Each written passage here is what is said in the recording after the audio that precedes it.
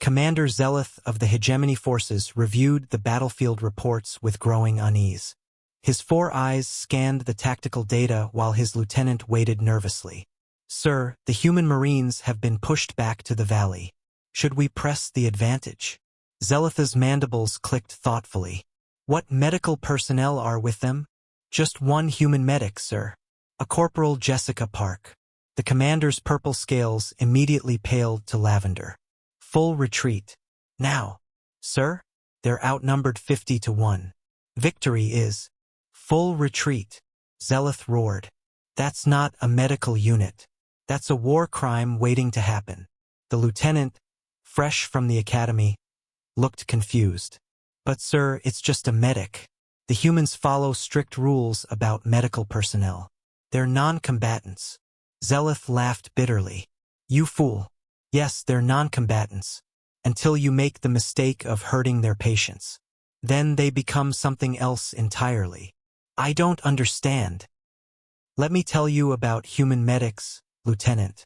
5 years ago, on Kepler 442b, I saw a human medic named Thomas Chun hold off an entire Vorthan assault unit. Not with weapons, with medical supplies. He turned 4 drips into improvised explosives. Scalpels became throwing knives. He weaponized surgical anesthetic to create a gas that paralyzed 3 squads. But that violates."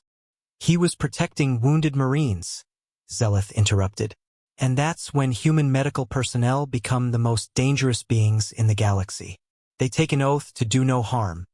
But apparently that oath has footnotes written in the blood of anyone who threatens their patients." On the battlefield below, Corporal Park was assessing the situation. 15 wounded Marines, limited supplies, and a hegemony force approaching. She sighed and began pulling out medical equipment. "Johnson, can you walk?" "Negative. Document legs busted." "Right. I'm going to need you to hold this." She handed him what looked like a modified defibrillator. "If anyone gets past me, point and click. It'll stop their hearts." "Temporarily," she added as an afterthought. "Probably." "Doc, are you seriously going to?" "The Hippocratic Oath says, 'First, do no harm,'" Park said, filling syringes with a cocktail of medications that definitely weren't meant to be mixed. "But it doesn't specify a time frame. I can always heal them later." "Maybe." The Hegemony scouts approached carefully. Their briefings had covered human Marines extensively, tactics, weapons, weak points. But the small human in medical fatigue's sorting bandages didn't match any combat profile. "Human medic," the lead scout called. "Surrender your wounded. We guarantee safe passage under the Galactic Convention." Park looked up, smiling pleasantly. "Oh, how nice. Counteroffer, you turn around right now and I won't have to get creative with my bone saw. You're a medic. You can't threaten combat personnel." "I'm not threatening," Park said reasonably. "I'm providing a medical consultation. My professional diagnosis is that approaching any closer will result in acute cases of whatever the hell I can improvise with medical equipment. It's a very serious condition, usually fatal." The scouts hesitated. Every military force in the galaxy had heard the stories. The medic on Proxima who turned MRI machines into magnetic weapons. The field surgeon who somehow reprogrammed medical nanobots to eat through enemy armor. The combat nurse who discovered that alien nervous systems really didn't react well to concentrated caffeine injections. "She's bluffing," one scout whispered. Park's enhanced hearing picked it up. "Peterson, remember that thing I did with the oxygen tanks and surgical tubing last month?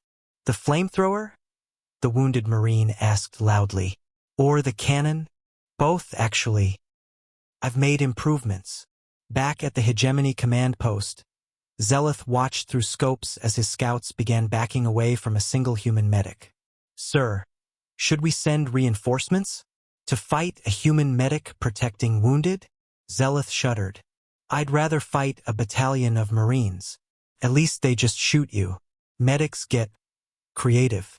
And they know exactly how to hurt you in ways you'll survive but wish you hadn't."